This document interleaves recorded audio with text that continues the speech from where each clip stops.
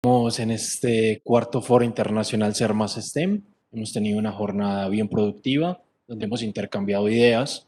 Hemos tenido la participación de la secretaria de Educación de Medellín, la ministra de Educación del Ecuador. También tuvimos la presencia de Daniel Cleffi, ¿cierto? Y también tuvimos la presencia de una docente de la red, de la RIET de Costa Rica, Profesora ¿cierto? Laura. La profesora Laura. Y queremos que sigan participando, que sigan interactuando con todo lo que hemos aprendido, que sigan innovando, que sigan tratando de comprender esa plataforma de realidad virtual y aumentada de la que hemos estado hablando, Jenny. Que sigan interactuando, de hecho de eso se trata. Yo creo que las competencias, como lo hemos hablado en el transcurso de esta jornada, esas competencias digitales han ido mejorando día a día, sobre todo gracias a que todo esto pues, que nos ha pasado pues, ha obligado a que justamente nos veamos abocados a la necesidad de usar estas herramientas digitales y por ende las plataformas digamos, de participación y de interacción con, no solo para temas profesionales, también para temas familiares incluso. Claro, y les recordamos que sigan, por favor, compartiéndonos sus experiencias con el foro, con la plataforma y con todo lo que hemos aprendido y hemos escuchado con el hashtag Cuarto Foro Ser Más STEM. Y continuando con lo que hemos venido hablando también de la importancia de las redes, la importancia de ese trabajo colaborativo, la importancia de ese trabajo de región, vamos a tener una nueva invitada, en este caso de Arequipa, Perú, que también es una de esas ciudades hermanas donde con ellas también nos identificamos en muchos de los temas que se trabajan en esta ciudad. Es maravilloso, sobre todo Arequipa, de hecho. Y con ellos hemos tenido más bien una interacción desde hace mucho rato ya, y sobre todo en estos temas, justamente en las diferentes redes, Juan Pablo, en las cuales, de las cuales hacemos parte también. Y siempre encontramos colegas y amigos de Perú también interesados por estos temas. Y quizás ha sido junto a Medellín una de las ciudades que más ha avanzado en el enfoque STEM, ¿cierto? Digamos, en el tema, en las estrategias de poner a disposición a esas prácticas de aula y cambiarlas, transformarlas. Y además con una ciudad con la cual desde Medellín nos identificamos porque no somos ciudad capital, pero somos ciudades que constantemente aportamos al desarrollo del país. En este caso nos acompañará el día de hoy Ileana Monti. Ella es la directora del Instituto de Gobierno y Desarrollo Humano de Arequipa de Perú. Ha sido licenciada en Sociología por la Universidad Nacional de Villa María en Argentina. También es magíster en Estudios Sociales y Políticos Latinoamericanos de la Universidad Alberto Hurtado de Chile y es candidata a doctora en Sociología por la por la Pontificia Universidad Católica de Perú, ¿cierto? Además es docente investigadora en el área de ciencias sociales y consultora internacional con experiencias en temas de desarrollo sostenible, monitoreo y evaluación de políticas y programas.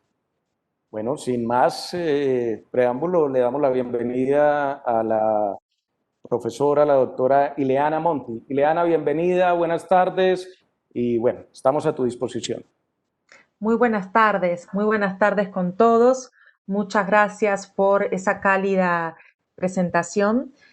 Buenas tardes a todos los que están conectados a este importante foro. Quiero agradecer especialmente a los colegas de la Secretaría de Educación de Medellín por esta invitación.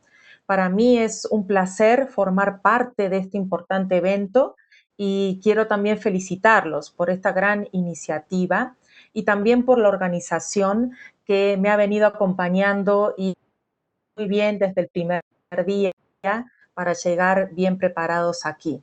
Muchas gracias a todos.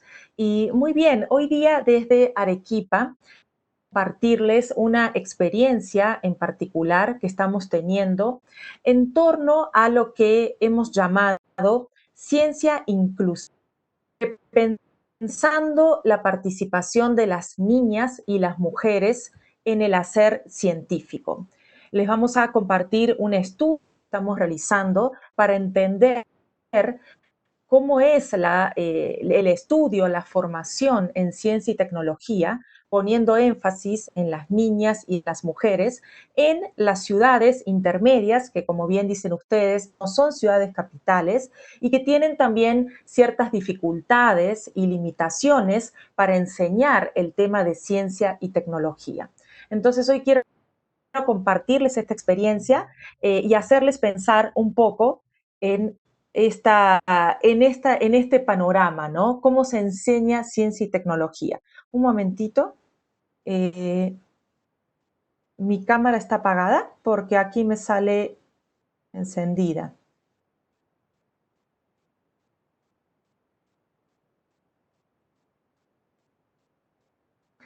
Muy bien. ¿Me escuchan bien, no es cierto?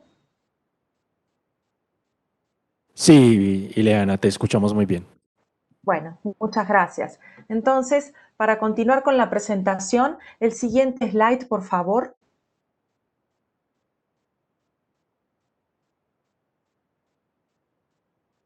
Muy bien. Entonces, en primer lugar, para poder hacer esta presentación, quiero darles una introducción, ¿no?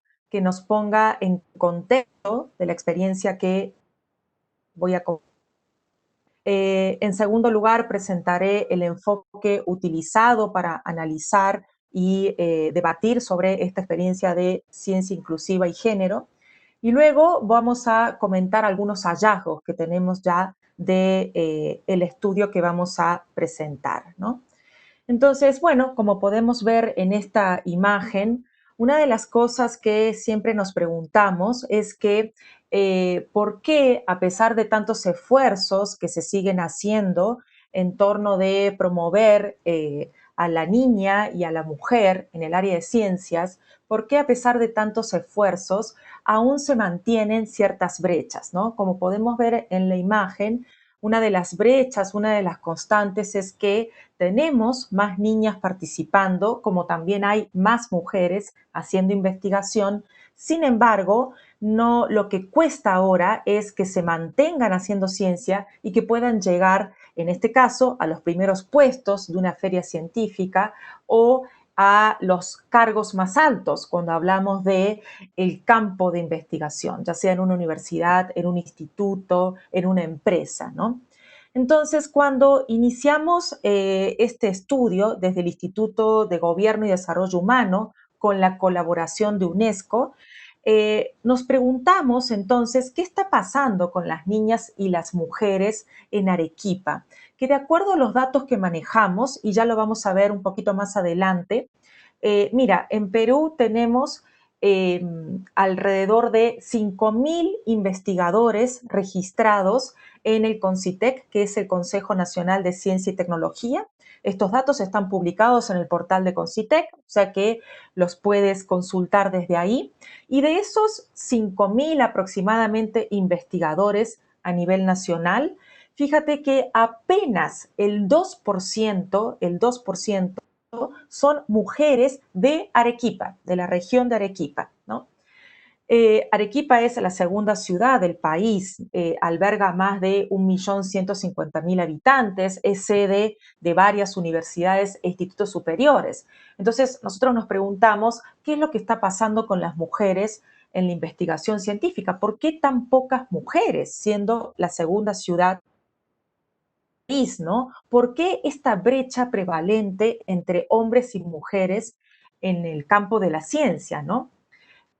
Entonces, estudio para indagar qué es lo que está pasando con las mujeres en la ciencia y un estudio además que tiene como solución a las profesoras de escuelas básicas y a las investigadoras de nivel universitario. Con ellas estamos trabajando, pagando para conocer. Al iniciar este estudio nos fuimos dando cuenta, nos fuimos encontrando con un tema muy interesante a medida que avanzábamos, ¿no? Es que desde Arequipa no podemos hablar de brecha de género como una desigualdad aislada en el tema de la ciencia. una desigualdad que pueda sustraerse, ¿no?, de otras para poder hacer el estudio. En lugar de ello, nos dimos cuenta que tenemos que pensar la participación de las niñas y las mujeres en la ciencia a partir de una serie de desigualdades que llamamos desigualdades dinámicas. Entonces, los hallazgos que hemos encontrado en el estudio nos conducen a debatir sobre políticas públicas integrales para poder abordar las brechas de género que existen todavía en el campo de la ciencia y por lo tanto también nos invitan a hablar de ciencia inclusiva, ¿no? Y estos son los conceptos y a partir de esos conceptos los hallazgos que quiero invitarlos a que pensemos hoy día en la tarde con este estudio. Siguiente diapositiva, por favor. Muy bien, entonces, en primer lugar, vamos a debatir un poquito qué es esto de ciencia inclusiva, ¿no? ¿Qué es esto de desigualdades dinámicas? ¿Qué tiene que ver esto con la ciencia y el tema que hoy nos convoca, que es la brecha a nivel de género, particularmente en la región de Arequipa? Siguiente, por favor.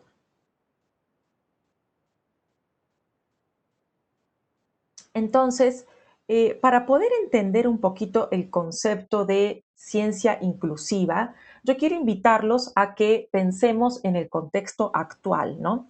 En este contexto de la pandemia por el COVID-19 que estamos viviendo, hemos visto desde un comienzo a la población exigiendo a los gobiernos datos confiables sobre los contagios, sobre cómo hacer la prevención para el COVID-19, cuáles son los tratamientos efectivos, probados, que realmente puedan resultar, ¿no?, para atacar el COVID. Las personas exigen conocimiento científico a nuestras autoridades, necesitan saber, quieren saber para poder protegerse del virus, ¿no? Entonces, por otro lado, estamos viendo a las mismas autoridades políticas que también están pidiendo un comportamiento responsable a la población. Es decir, que tenga en cuenta la población los datos científicos sobre contagio, sobre prevención, para poder, ¿no es cierto?, ir frenando esta pandemia en cada lugar. Entonces vemos que de uno y de otro lado, ciudadanos, autoridades, gobierno, están reclamando medidas y comportamientos en base a conocimiento científico. Sin embargo, también vemos que la sociedad no es un todo homogéneo que responda por igual a esas medidas de control y prevención de la pandemia que está planteando el gobierno, ¿no? Y eso pasa porque hay una serie de situaciones diversas en nuestra sociedad, una serie de desigualdades que hacen que no todos puedan responder por igual a las medidas de prevención, ¿no? Por ejemplo, hay personas que el aislamiento social les trae muchas complicaciones porque viven en situaciones de hacinamiento o porque están sin agua corriente para mantener la higiene o porque otras viven con situaciones de violencia de género o son trabajadores temporales, informales, que necesitan salir a la calle día a día para trabajar. Y ni hablar, lo que ustedes ya han visto desde esta mañana, para poder los niños educarse de manera virtual o remota, necesitan mínimamente una conexión a Internet y equipamiento, una computadora, una laptop, etcétera, ¿no? Entonces, la pandemia afecta de manera desigual a la población, ¿no? Las desigualdades existentes se han profundizado. Lo que estamos viendo entonces en este contexto es que la importancia de la ciencia para nuestras vidas se ha hecho más visible que nunca, se ha hecho palpable, ¿no? Pero así también se está haciendo muy visible que los beneficios de la ciencia, los tratamientos contra el COVID, etcétera, no llegan a todos por igual. Depende mucho de las desigualdades preexistentes. Siguiente, por favor. Entonces, esto es importante, ¿no? Porque lo que estamos viendo es que estamos metiéndonos en el campo de la ciencia inclusiva. La ciencia inclusiva se basa en el derecho a la ciencia, el derecho al conocimiento. La gente reclama conocer, necesita datos científicos para cuidarse de esta enfermedad o para tomar otro tipo de decisiones. El derecho a la ciencia ya viene desde la Declaración Universal de los Derechos Humanos y nos dice, ¿no? Aquí tengo una cita breve textual, que significa que toda persona tiene derecho a participar en el progreso científico y en los beneficios que de él resulten. Toda persona tiene derecho a la protección de los intereses morales y materiales que le correspondan por razón de sus producciones científicas, entre otras, ¿no? Entonces, el derecho a la ciencia es un derecho reconocido ya por tratados internacionales, por legislaciones nacionales de nuestros países, ¿no? Sin embargo, ha sido muy poco desarrollado aún, pero hoy está en el centro de la mesa. Hoy el derecho a la ciencia es una cuestión fundamental, ¿no? Todos tienen derecho a saber qué está pasando, si habrá una cura o no, quiénes se van a beneficiar, quiénes están participando de estas investigaciones, ¿no? Entonces, el derecho a la ciencia nos invita, nos permite hablar sobre la ciencia inclusiva, que todos puedan contribuir a la investigación y al desarrollo, que todos tengan las oportunidades de beneficiarse de las contribuciones de la ciencia y también a que los ciudadanos tengan conocimiento científico a la mano para poder tomar buenas decisiones sobre su vida, sobre sus opciones profesionales, sobre sus opciones políticas, etcétera, ¿no? El derecho a la ciencia es un derecho habilitador de otros derechos humanos, ¿no? El derecho a tener una buena salud, a poder optar por una educación de calidad, a tener una vivienda digna, un medio ambiente limpio, etcétera, ¿no? Siguiente, por favor. Entonces, como hemos visto, existe una relación, ¿no?, entre la posibilidad de beneficiarse de la ciencia, del progreso científico y las condiciones de desigualdad social en la que viven los ciudadanos, ¿no? Para entender estas desigualdades, nosotros decimos en nuestro estudio que hay que pensarlas de una manera dinámica. ¿Qué significa eso? Significa que la brecha que hay en ciencia entre mujeres y niñas por un lado y por otro lado entre hombres y niños es una brecha que se conecta con otras brechas, se conecta con otras desigualdades, ¿no?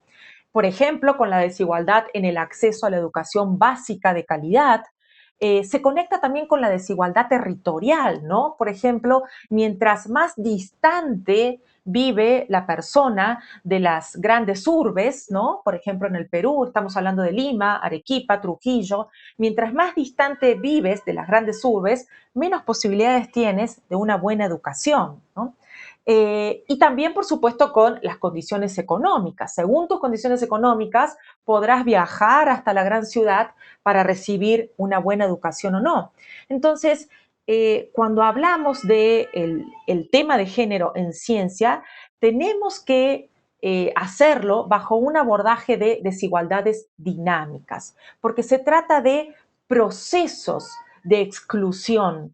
No se trata de estados, ¿no? Es decir, ¿cuál es tu condición, tu estado? El ser desigual a nivel territorial. No, no se trata de estados, de situaciones estancas, ¿no? Como si fueran cajones de desigualdad, ¿no? En donde en este cajón está la desigualdad de género, en este la desigualdad territorial, y yo para hacer un estudio abro un cajón y cierro otro. No, acá tengo que pensar el trabajo de manera, en el marco de desigualdades dinámicas que se entrecruzan y lo más complejo es que se refuerzan entre sí. Y esto es súper importante porque no es lo mismo ser una niña en una gran urbe que una niña en un pueblito alejado de la gran ciudad y además en situaciones de pobreza, ¿no? Entonces son desigualdades que se refuerzan entre sí. Entonces, al abordar la ciencia en contextos de estas desigualdades dinámicas, nos exige tratar la brecha de género en el marco de otras brechas, donde la ciencia tiene que abrirse para todos, ¿no? Donde debe pensarse en medidas de política pública que conduzcan a la inclusión, fíjate, dentro de la inclusión social. De lo contrario, incluiremos de un lado, pero esas personas siguen excluidas del otro, ¿no? Es decir, puedes darles la oportunidad de ir a un buen colegio, pero luego esa niña, por ciertas cosas que vamos a ver ahora en el estudio, no llega a elegir una carrera universitaria y menos aún relacionada con ciencia y tecnología. Entonces puedes hacer que esa niña quede incluida en un buen colegio, pero va a quedar excluida de una buena carrera profesional a nivel de ciencia y tecnología, ¿no? Entonces le incluyes dentro de la exclusión, porque no logras ver su panorama integral. Siguiente diapositiva, por favor. Muy bien, ahora bien, para entender este marco en el que estamos haciendo el estudio, necesitamos agregar un elemento más al debate, ¿no? Hemos hablado de ciencia inclusiva, hemos hablado de desigualdades dinámicas, ahora vamos a agregar un elemento más, y es el desarrollo sostenible. Esto es muy importante para nuestro estudio, ¿no? Porque el aporte de las mujeres y los hombres a la ciencia no es simplemente por el amor a la ciencia misma, ¿no? Eso sí se da, es cierto, investigamos por la pasión que tenemos en hacer ciencia, ¿no? Pero el rol clave que tiene la ciencia es contribuir al bienestar de nuestras sociedades, ¿no? Ese es el rol clave que tiene la ciencia, contribuir con el bienestar de nuestras sociedades. La ciencia es un motor de cambio y desarrollo que permite cumplir con los objetivos de desarrollo sostenible. Ahora bien, la relación entre ciencia y el desarrollo sostenible no es una relación de tipo lineal, ¿no? Es decir, podemos tener altos indicadores de inversión en ciencia y tecnología, pero esto no necesariamente va a redundar en el desarrollo sostenible. Esto puede ser por muchos factores, ¿no? Por el tipo de inversión que realizas, porque la inversión está centralizada, etc. El tema es que la política de ciencia y tecnología precisa el aterrizaje en estrategias locales concretas para poder impactar en ese desarrollo local, ¿no? Por supuesto, desarrollo local inserto en un contexto nacional y global, pero tiene que estar aterrizada, porque como hemos visto, las desigualdades dinámicas que se juegan en cada contexto local necesitan estrategias locales a nivel de ciencia y tecnología para que puedas impactar en esa brecha de género que tienes en los colegios básicos y luego en la educación superior y en las futuras investigadoras. Muy bien, entonces, luego que hemos pensado este marco, ¿no? Vayamos ahora a los hallazgos, ¿no? Hablemos un poquito sobre qué estamos encontrando en Arequipa, ¿no? En el estudio que estamos realizando, nos preguntamos qué debemos hacer para tener una ciencia más inclusiva y que aborde las brechas de género de manera integral, ¿no? Como les comentaba al comienzo, nosotros comenzamos a hacer este estudio preocupados por los datos. Sin embargo, a medida que avanzábamos en el estudio, nos dábamos cuenta que no podíamos quedarnos solamente mirando la desigualdad de género, ¿no? Porque esa desigualdad de género muchas veces estaba enredada, ¿no? En un entramado de desigualdades, donde tienes que entrar a buscar cómo es esa desigualdad de género. Y no tiene sentido aislarla a la desigualdad de género. La tienes que estudiar ahí en el marco de todas esas otras desigualdades, porque entre ellas se relacionan y entre ellas se refuerzan. Entonces, si atacas una y no atacas las otras, en realidad estás, como lo decía más adelante, vas a estar con una medida de inclusión en el marco de una exclusión social mucho más amplia. Entonces, esa medida aislada de inclusión no va a tener mucho impacto para poder cerrar esas brechas. Siguiente, por favor. Por ejemplo, aquí el dato que les comentaba, ¿no? Este es un gráfico que hemos realizado con los datos del portal web del Consejo Nacional de Ciencia y Tecnología del Perú. El gráfico lo hemos elaborado nosotros en el instituto, pero quiero que veas esto, ¿no? En el Perú tenemos, de acuerdo a los datos del portal, 5.496 investigadores a nivel nacional registrados en este portal, de los cuales a nivel nacional el 30% son mujeres, ¿no? Entonces aquí tienes las primeras barras, las barras que están arriba, la barra de color roja dice de esos 5.496, 1.700 son mujeres a nivel nacional, 3.796 son hombres.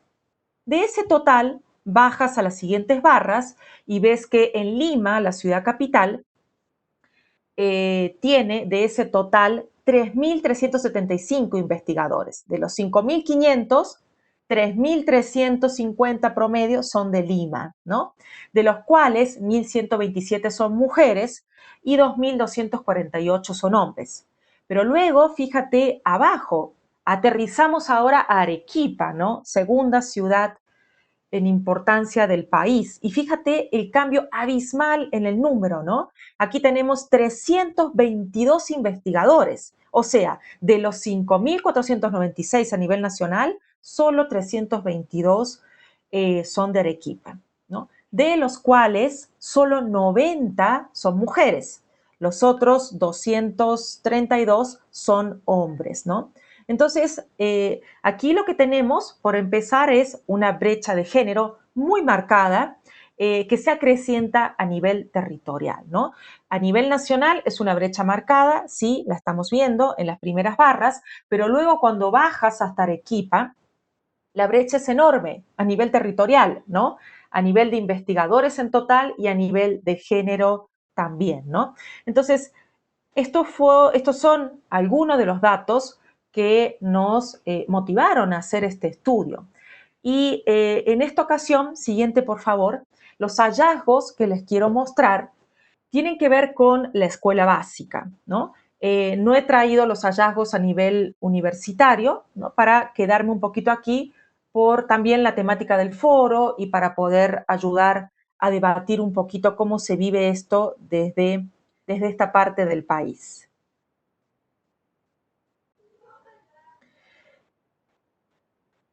Muy bien, entonces, cuando entramos en Arequipa y empezamos a indagar qué está pasando, ¿no? ¿Por qué tan pocas mujeres hacen ciencia? Si tan pocas mujeres hacen ciencia, significa que en el colegio, en los temas de ciencia y tecnología, no nos va tan bien, ¿no es cierto?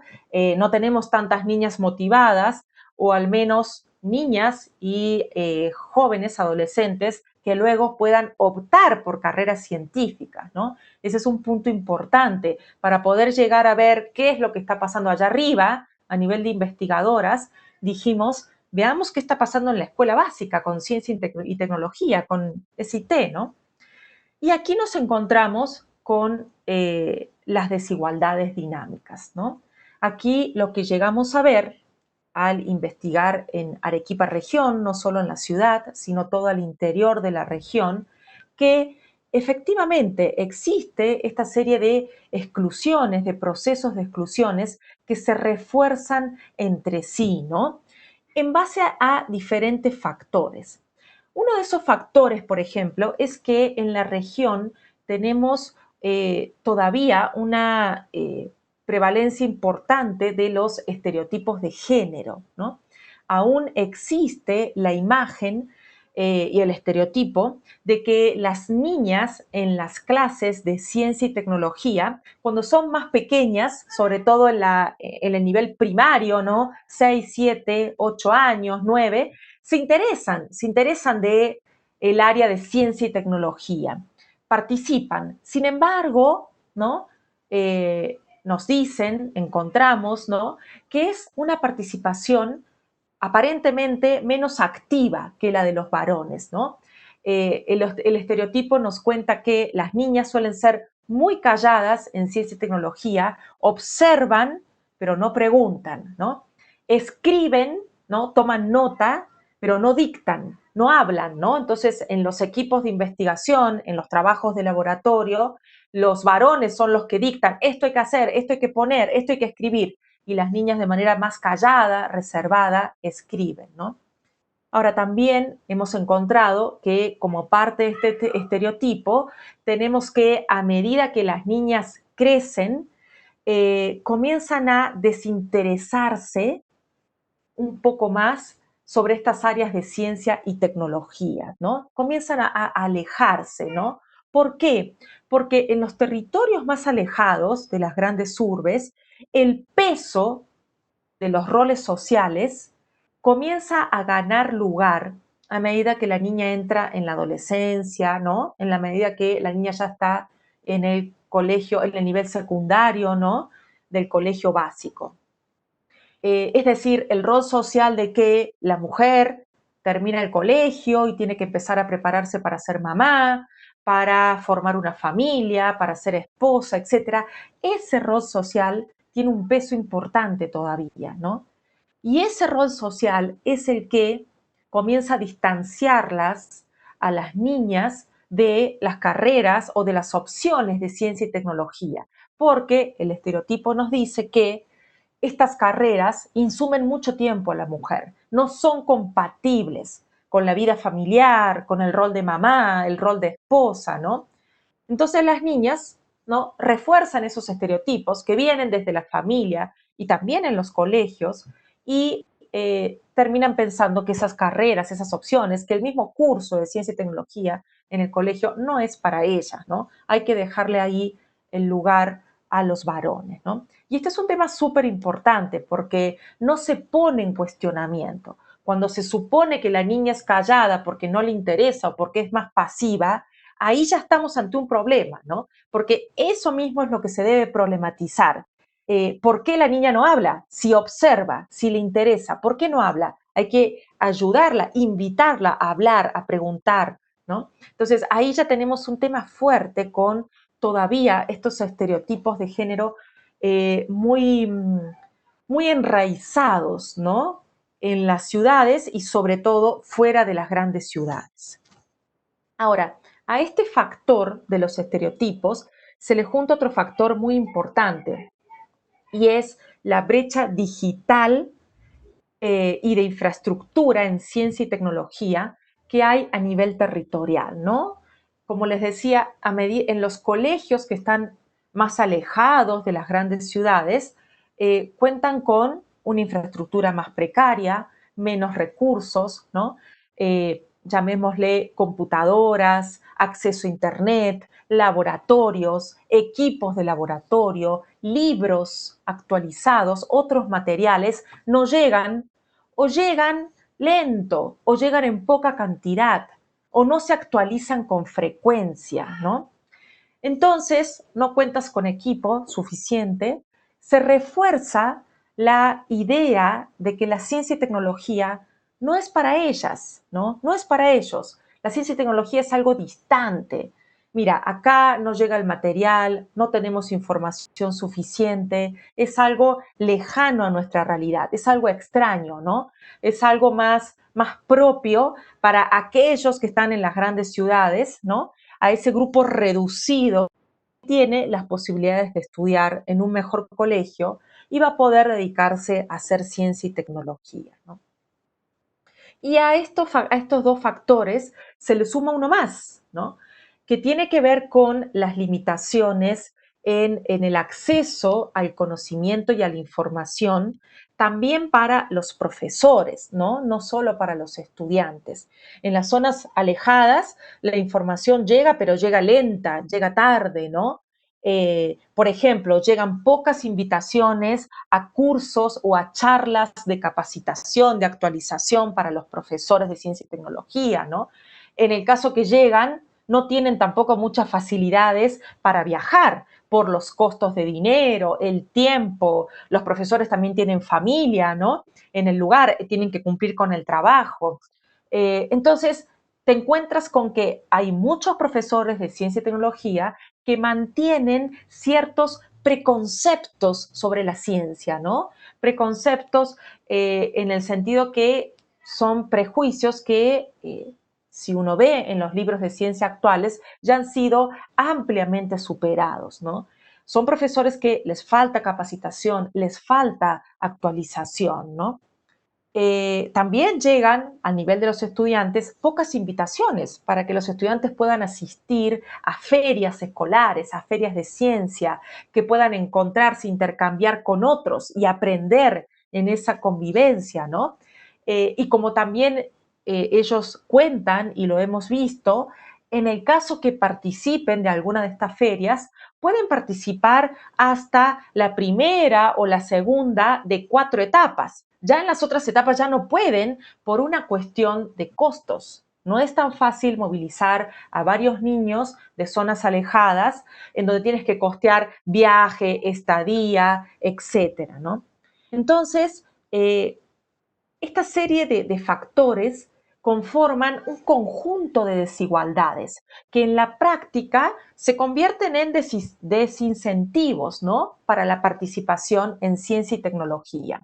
Son desigualdades que están relacionadas entre sí y que, lo más complejo, refuerzan los estereotipos de género y refuerzan el concepto de que la ciencia es una cosa para una élite privilegiada, ¿no?, que puede acceder a los recursos, que puede darse el lujo de optar por hacer investigación científica en un futuro, ¿no? Entonces tenemos una situación compleja, complicada, ¿no es cierto?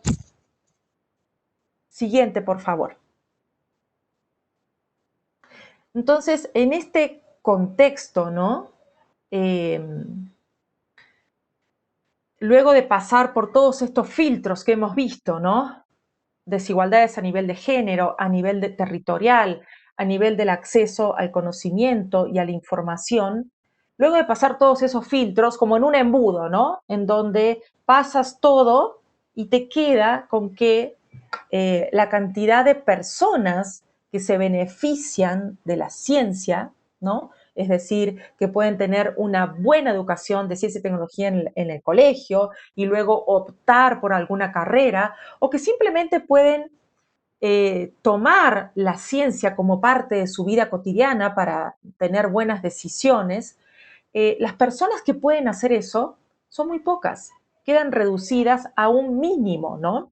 Y que generalmente ese mínimo suelen ser varones, ¿no?, hombres, adultos, que pueden, en todo caso, instalarse en una gran ciudad o que viven en la gran ciudad para poder disfrutar, para poder tener los beneficios de la ciencia en todo este sentido amplio, ¿no? Entonces, bien, nos preguntamos, entonces, ¿qué hacen en este contexto de desigualdades dinámicas, en este escenario tan difícil? ¿Qué hacen los profesores de ciencia y tecnología, no? ¿Cómo enseña ciencia en una situación así?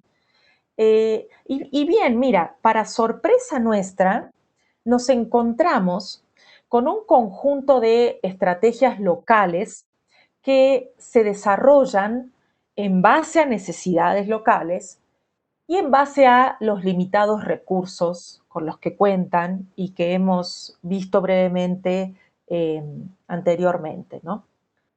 ¿Qué es lo que tenemos, no?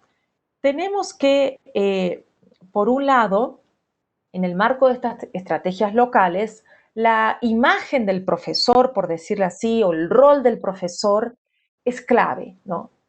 En su mayoría son mujeres, profesoras a cargo de ciencia y tecnología, y saben, son conscientes que pueden convertirse en una gran motivación para las niñas, pero también para los niños, ¿no?, en el área de ciencia y tecnología.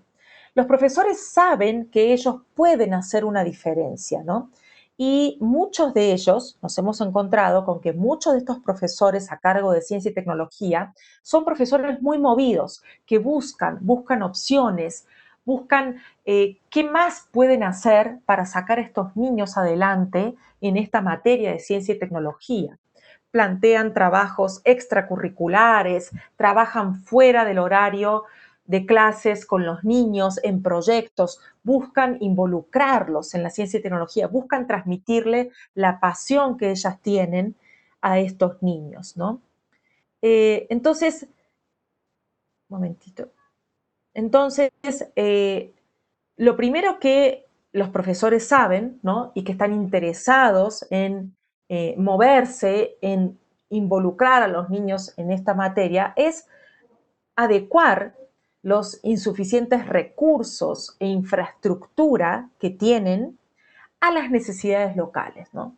Ellos primero piensan qué necesitan sus estudiantes y luego qué se puede hacer con los pocos recursos que tienen, ¿no? Y de acá, y a partir de esto, plantean una metodología muy interesante. Para ellos es primero la práctica y luego la teoría en ciencia y tecnología, ¿no? Ellos priorizan la clase fuera del aula. Utilizan el entorno natural como un laboratorio de indagación. Estamos hablando de zonas en donde además suelen tener unos entornos naturales magníficos, ¿no? Algunos son reservas naturales, otros son zonas altamente turísticas promocionadas a nivel nacional. Entonces los profesores dicen, mira, nosotros adecuamos, para nosotros lo más valioso no está en el laboratorio, no está en el aula, está fuera del colegio, fuera del aula, ¿no? ¿Dónde? En nuestro entorno natural, en todo esto que tenemos. Entonces para nosotros la prioridad es hacer la clase de ciencia y tecnología fuera del aula, ¿no? Llevarlos afuera, a este entorno natural, a este paisaje que tienen, ¿no?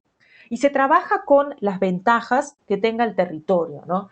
Si es zona de reserva natural, trabajan con la vegetación, la geografía, o si el valor lo tiene el agua dulce del lugar, o la energía solar, o los vientos, o los minerales, ¿no? Entonces aprenden, por ejemplo, a usar protocolos, ¿no? Científicos para hacer mediciones sobre el estado, la calidad, la condición de esos recursos naturales que tienen ahí a la mano, ¿no? Aprenden también a conocer cuál es el valor, la contribución de esos recursos naturales para la economía de su pueblo, de su comunidad, ¿no? Pero otro punto importante, no solo trabajan con el entorno natural como laboratorio, sino que también buscan integrar la cultura local. Y esto es bien interesante, ¿no? Porque estamos hablando de una cultura tradicional, ancestral, que la integran al pensamiento, a la lógica científica que se enseña en ciencia y tecnología, ¿no? ¿Cómo? ¿Cómo lo hacen? Por ejemplo, trabajan con productos locales, ¿no? Como son la alimentación típica que ellos tienen, ¿no? Por ejemplo, la quinoa u otros cereales, ¿no? O los animales, ¿no? La alpaca, los telares, ¿no? Que trabajan. Entonces, con todos estos productos los llevan a la lógica científica, los estudian desde la ciencia y se los problematiza, ¿no? Es decir, qué propiedades tienen, por qué se usan, por qué no se conocen los beneficios que trae para la salud, o por qué si se conocen los beneficios a sí mismo no se los consume, ¿no? Entonces se toma los productos, los elementos de la cultura local y se los lleva al área de ciencia para problematizarlos, indagarlos, agregarles valor en base a conceptos, reflexionar sobre ellos, ¿no? Y otro elemento bien interesante de estas estrategias locales que hacen los profesores para enseñar ciencia y tecnología tiene que ver con involucrar en estos temas a la familia, a los vecinos, también a algunos vendedores, ¿no? De la zona, de la comunidad. Es decir, buscan una participación más amplia, no solamente del estudiante, ¿no? ¿Por qué? Porque esta dinámica que ellos hacen en ciencia y tecnología suele muchas veces incluir presentaciones en ferias locales, en donde las familias del niño, de la niña, presenta productos, ¿no? Comida a la venta, que ha trabajado en base al estudio científico que han hecho de un plato con quinoa, por ejemplo, ¿no? Entonces, los niños han estudiado eso, han llevado eso a la casa, la familia ha aprendido sobre eso y luego presentan estas comidas en ferias que son vendidas, además las comidas, ¿no? Hacen exposiciones de trabajo, ¿no? Es decir, ayudan a visibilizar la ciencia, pero a partir de los recursos naturales y culturales que tienen a nivel local, ¿no? Entonces, lo interesante de todo esto, ¿no? Y acá podemos ver algunas fotos, es que tenemos, ¿no?, estrategias que realmente, estrategias locales que no están en la política institucional de ciencia y tecnología, sino que es la manera que tienen los profesores de poder sacar adelante la ciencia y tecnología, ¿no? Y para terminar, vamos un poquito a las reflexiones finales.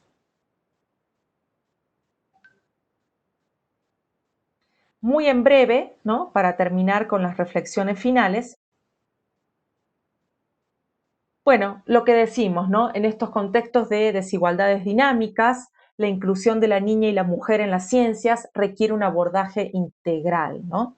Las estrategias locales incluyen muchos elementos, la cultura, la naturaleza, ¿no? Son estrategias que se aproximan a pensar más el pensamiento científico en ciencia, no tanto las fórmulas, las sumas de datos, ¿no? Y por último, la siguiente diapositiva. Entonces, estamos viendo cómo estas estrategias locales nos invitan, nos ayudan a pensar a que se pueden cerrar las brechas de género, sí o no, en el marco de una política de ciencia inclusiva, en donde mire todas las desigualdades dinámicas, no solo la brecha de género. Con esto termino. Muchas gracias. Ileana, muchas Sí. gracias por tus aportes, por tus reflexiones. Creo que son temas en los que nos encontramos como ciudades hermanas. Ustedes también que hace poco reciben la distinción de Ciudad del Aprendizaje. Y creo que el tema de la brecha y la desigualdad en la ciencia es un tema muy importante. Nosotros acá también tenemos un programa bien importante de ser más STEM Woman, que creo que también busca eso y creo que ahí debemos trabajar y aportarle mucho más a la educación. Que de hecho, que nos hablamos de brechas, ¿no es cierto? No de una brecha, que eso es algo que hemos venido, bueno, algunos, como estudiando y revisando desde hace ya algunos 10, 12 años más o menos, porque hay cosas que van haciendo carrera, como eso de los inmigrantes digitales, de los nativos, que terminan siendo la postre simplemente como unas frases o unos clichés que no tienen mucho que ver como con la realidad. Lo mismo pasa con el tema de las brechas, por supuesto, existen. Y por eso lo hablo en plural. Y estoy muy de acuerdo con lo que manifestaba la profesora Ileana respecto a este tema concretamente. Una última pregunta, profesora, sería básicamente en ese tema de las brechas. eh, ¿Cómo está la brecha de apropiación realmente de las tecnologías? Porque hablamos de la brecha de los dispositivos, pero la apropiación de los mismos, ¿cómo se ha dado allí en Arequipa? Sí, bueno, ese es un punto importante, ¿no? Porque primero nos encontramos con que en muchos de los colegios no existe, por empezar, una infraestructura adecuada para todos. No hay computadoras para todos, por ejemplo, ¿no? De a poco los niños van aprendiendo, van acercándose a una tecnología que en la casa tampoco la tienen, no la cuentan, ¿no? Entonces, la apropiación es mínima al momento en el espacio del colegio, ¿no? En donde ahí está el equipo, se usa en determinados momentos de la semana, pero no hay una apropiación en el sentido de esto me sirve a mí para indagar, para actualizarme, para recoger este dato y ponerlo en debate, ¿no? Ese es un tema súper importante porque el otro debate es que no se trata de brindar a todos una tecnología por la tecnología misma, ¿no? Sino que usa este aparato para poder aprender a indagar, para poder utilizarlo, ¿no? Y eso en este marco de pandemia, además, se ha visto agravado, ¿no? Hay muchos niños que han perdido la posibilidad de clases remotas incluso porque no tienen la posibilidad de conectarse a una computadora, menos internet. Y entonces ahí vemos cómo no existe todavía la tecnología como un punto de enlace, ¿no? Más que como una herramienta de trabajo más, la tecnología como un punto de enlace para mantenernos conectados. Ileana, muchísimas gracias nuevamente. Yo creo que eso, además de algo que usted mencionaba en su conferencia, y es garantizar esa educación de calidad, yo creo que eso es uno de los puntos fuertes que tenemos con los ODS, que nada más es el cuarto ODS, que es fundamental para estas ciudades del aprendizaje, es garantizar cómo cerrar esas brechas y garantizar el acceso a una educación de calidad. Yo creo, Yanni, que es momento para que cerremos esta conferencia, le demos paso a que nuestros avatars jueguen un poquito en el corredor, como cuando salíamos de una clase de colegio, y nos preparemos para la siguiente conferencia de las 4 de la tarde, el próximo taller, con la docente Laura Milena Castro, nuestra de la Secretaría de Educación. Así es, Juan Pablo. Muchas gracias. Profesora, muchas gracias. Un saludo muy especial y hasta que nos